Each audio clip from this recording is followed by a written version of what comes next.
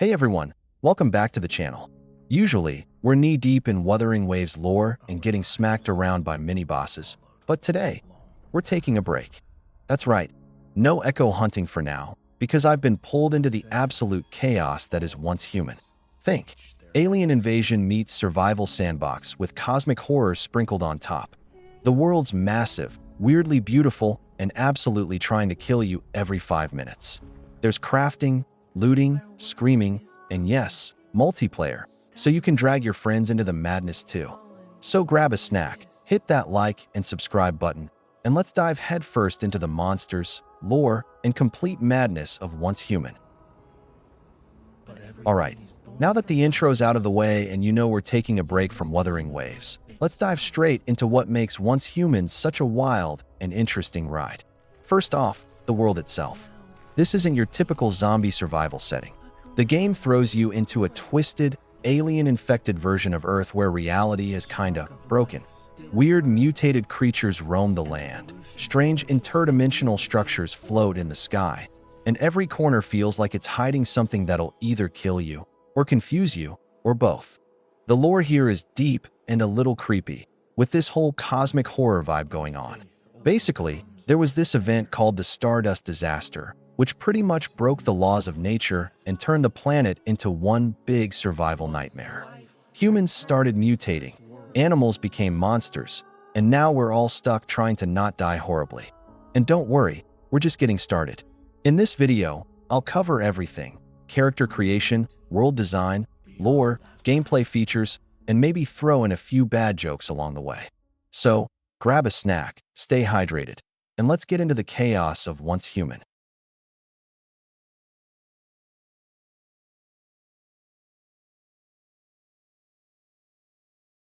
Now let's talk about one of my favorite things in any game: character creation. Once Human doesn't just drop you into the apocalypse with a generic face and call it a day. Nope, it lets you craft your survivor from the ground up. You want a rugged wasteland warrior with scars and a haunted look? Done. You want someone who looks like they just walked out of a fashion magazine, but in a radioactive wasteland? Also doable. The customization here is surprisingly detailed for a survival game. From facial features, hairstyles, skin tones, even down to little details like eye color and makeup, there's a ton to tweak.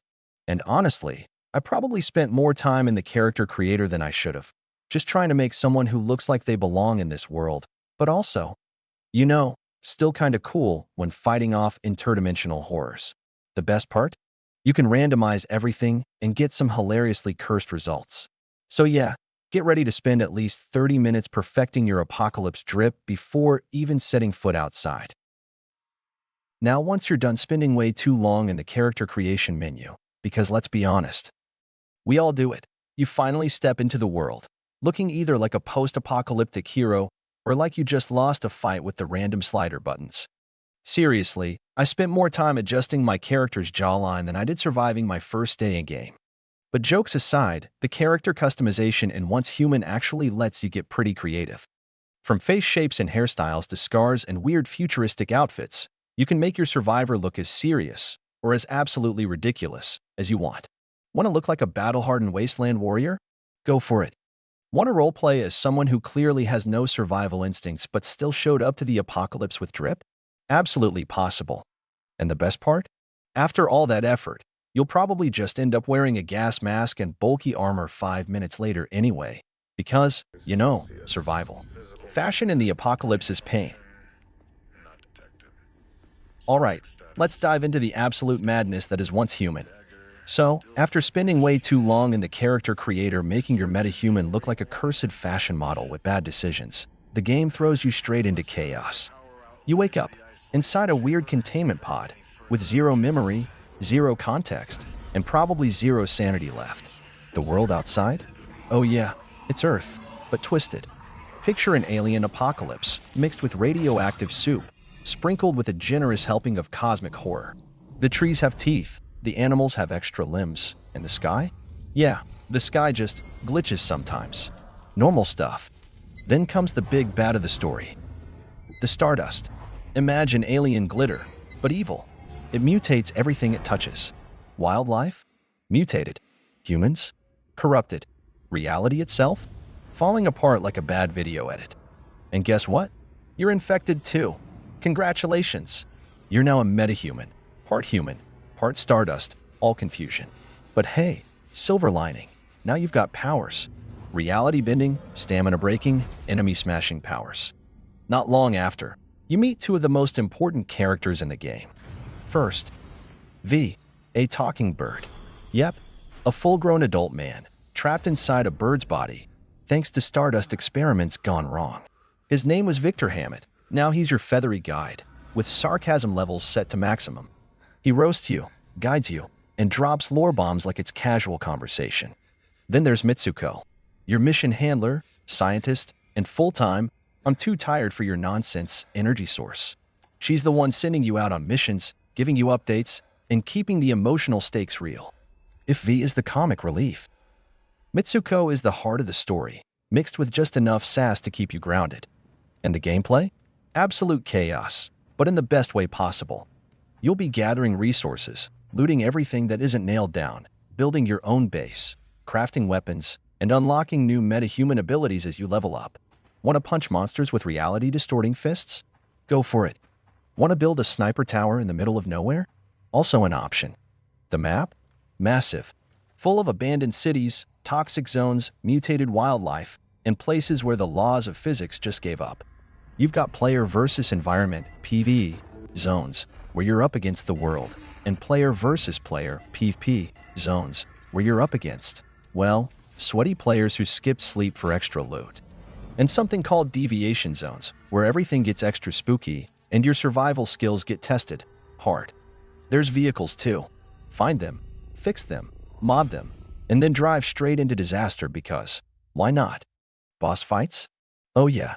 Giant Stardust-infused nightmares that require teamwork, strategy, and probably a dozen respawns.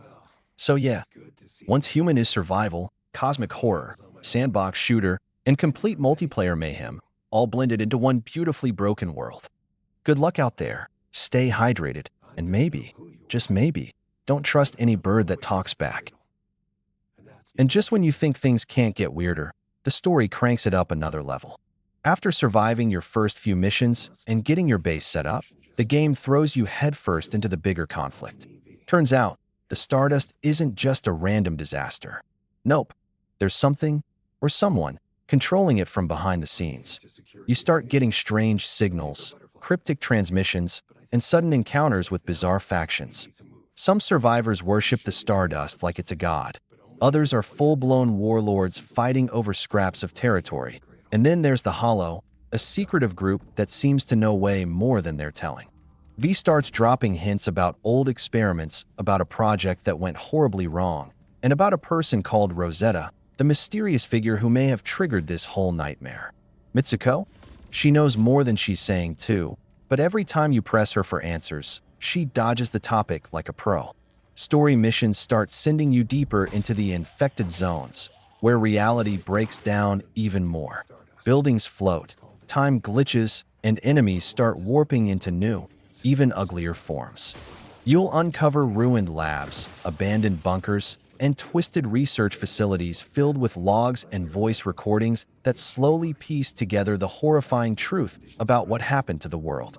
And here's the fun part. Your choices matter. Some missions let you side with different factions, others force you into difficult decisions, like saving a group of survivors or securing rare resources for yourself. Each decision chips away at your sanity and shapes how NPCs treat you later. On top of all this, the game keeps rewarding exploration. You'll stumble onto random world events, like corrupted zones erupting with enemy waves or supply drops that draw in every scavenger on the map. Want to ignore them? Sure, but you'll miss out on loot and story content. And let's not forget the multiplayer twist. Some players might help you with tough missions, others will absolutely ambush you while you're busy fighting a boss. Trust issues? Yeah, they're part of the experience. As you level up, unlock stronger gear, and dig deeper into the lore, you start realizing something terrifying. The Stardust isn't done spreading, and whatever's waiting at the end of this story, it's bigger, scarier, and probably going to glitch reality even harder. So yeah, that's where the journey takes you next. From humble newbie to full-blown metahuman warrior, fighting not just for survival, but for answers, revenge, and maybe saving what's left of the human race. Stay tuned, because it only gets crazier from here. Alright, now let's take a quick detour and talk about some random, hilarious, and slightly cursed facts about Once Human, because this game is low-key chaos in disguise. First off, yes, you can punch trees. Classic survival game energy, right? Except here, the tree might punch back. No, seriously, don't get too comfortable near anything that looks normal, because this game loves jump scares. You're out gathering wood. Next second, boom, surprise Stardust monster from behind the bush. Peak trust issues unlocked. And then, there's the character animations. Sometimes your character just decides to vibe mid-fight. 1 second you're dodging like a pro, next second, your metahuman's hips start doing the electric slide while holding a shotgun. Is it a bug? Is it a feature? Nobody knows, but we love it. Also, let's talk about the voice lines. V, the talking bird, absolute legend. He roasts you mid-combat, gives life advice you didn't ask for, and casually reminds you how many times you've died like a toxic friend keeping score. And the loot system? Oh boy, sometimes you'll risk your life, climb a radio tower, clear out an entire enemy camp, only to open the chest and find 3 mushrooms and a used bottle cap. Peak survival gaming experience. PvP moments? Pure comedy gold. 1 minute you're waving at a random player thinking, hey, friendly neighbor. Next second they shoot you, loot your stuff, and leave you emotionally broken on the side of the road. Lesson learned. Trust nobody, except maybe your own internet connection. Oh, and base building? Let's just say some players out here making beautiful fortresses with strategic defense, while others, like me, build a 2-wall shack and call it home sweet home. So yeah, Once Human may be dark, creepy, and full of cosmic horror, but it's also one of the funniest, most unpredictable survival games out right now. Alright, buckle up, because we're about to dive headfirst into the absolutely bizarre and haunting lore of Once Human. And trust me, this isn't your typical zombies took over the world kind of story. Nope. This is cosmic horror, reality warping, science gone wrong levels of chaos. So here's the setup. The world as we knew it ended, but not because of nuclear war or climate change or some evil mastermind with a doomsday button. Nope. This time, it was all thanks to something called stardust. Now, what is stardust, you ask? Well, imagine an otherworldly substance that crashes onto Earth from the depths of space. It doesn't just infect people, it infects reality itself. Physics? Gone. Biology? Rewritten. Time and space? Optional. Basically, stardust looked at the laws of nature and said, "Now let's remix this." As stardust spread across the planet, living creatures began mutating. Animals twisted into horrifying new forms. Plants became carnivorous, growing eyeballs and teeth where there shouldn't be any. Even the air itself started to shimmer with something unnatural. And humans? Yeah, we didn't do too well either. Most people went insane. Others became aberrants, mindless, monstrous beings that used to be human, but now exist as walking nightmares. But a few, a very unlucky, or maybe very lucky few, became metahumans. That's where you come in. Metahumans are, let's just say, science's weird, last-ditch solution. Basically, humans who underwent experimental procedures to bond with stardust without fully losing their minds. The result? Superhuman abilities, but at a terrible cost. You're stronger, faster, and can manipulate the environment in ways normal humans never could, but you're constantly walking the line between control and corruption. And that brings us to the Mayflies. The Mayflies are a small group of survivors, scientists, fighters, and fellow metahumans who are trying to resist the spread of stardust and piece together what's left of humanity. They're scrappy, disorganized, but they're all that stands between hope and complete annihilation. You'll meet characters like V, the talking bird who's actually a human consciousness trapped inside a bird body. Yeah, it's weird, and yes, he's just as sarcastic as you'd hope. And Mitsuko, a powerful metahuman and one of the few people who actually understands the science behind all this madness. The world of Once Human is massive and open. You'll travel through abandoned cities, overgrown forests, underground labs, and reality-distorted wastelands. Each area is filled with lore clues, like research logs, broken AI terminals, and mysterious ruins that hint at what happened before everything went sideways. Now here's where it gets even weirder. The Stardust isn't just spreading, it's evolving. New types of aberrants appear constantly, and strange portals to other dimensions, called deviations, start opening up across the map. These places don't follow the rules of physics. Gravity shifts, monsters behave unpredictably, and even time itself seems broken. And while you're fighting for survival, building bases, crafting weapons, and gathering resources, there's always this underlying mystery. What is Stardust? Where did it come from? Is there a way to stop it? Or are we just rearranging deck chairs on the Titanic here? But lore isn't just tucked away in notes and side quests. Major story missions dive deep into the origins of the Stardust Crisis and the scientists behind the metahuman program. You'll discover that humanity's greatest minds tried everything to stop the spread, and in the process, may have made things worse. There's betrayal, failed experiments, and more than a few moral dilemmas. And here's the big twist. The more you fight, the more you use your metahuman powers, the more you start to change. There's this constant tension between staying human and giving in to the same corruption you're fighting against. Every new ability feels powerful, but also dangerous. And then there are factions. You've got rogue metahumans doing their own thing, aberrant cults worshipping the Stardust like it's some twisted god, and surviving human outposts trying desperately to hang on to what little remains of the old world. It's messy, it's terrifying, and it's strangely beautiful. The game blends open-world survival gameplay with dark, narrative-driven exploration. 1 minute you're gathering wood and crafting weapons. The next, you're uncovering ancient laboratories where scientists tried and failed to control the Stardust, leaving behind creepy holographic recordings and mutated test subjects. So yeah, Once Human isn't just another survival shooter.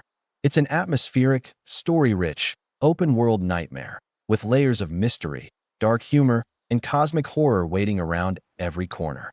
If you love piecing together story fragments, uncovering dark secrets, and occasionally yelling at your screen when an aberrant jumps you from a bush, this is your game. And the best part? This is just the beginning. The deeper you go, the stranger it gets. So, get ready to survive, mutate, and maybe, just maybe, save what's left of the world. Alright, let's take a quick break and talk about some fun facts behind Once Human, because knowing the chaos behind the chaos just makes it better. First off, who made this beautiful, terrifying mess?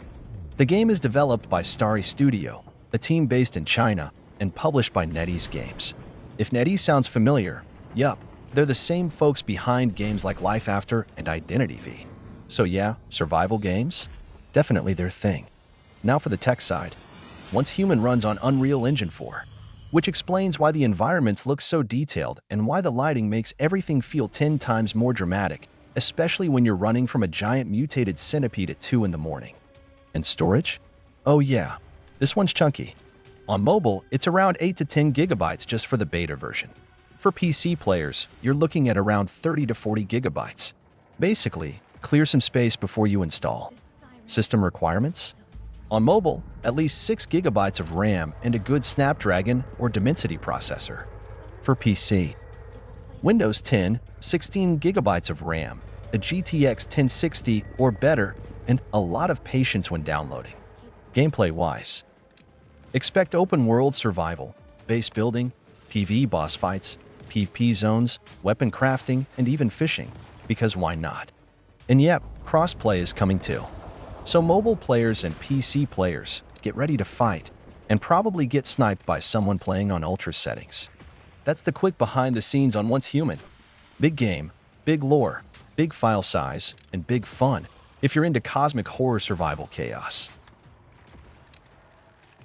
And honestly, after everything we've covered, character creation chaos, giant bug monsters, cosmic horror birds, and a storage requirement that's making my phone cry, you'd think I'd be done talking about this game.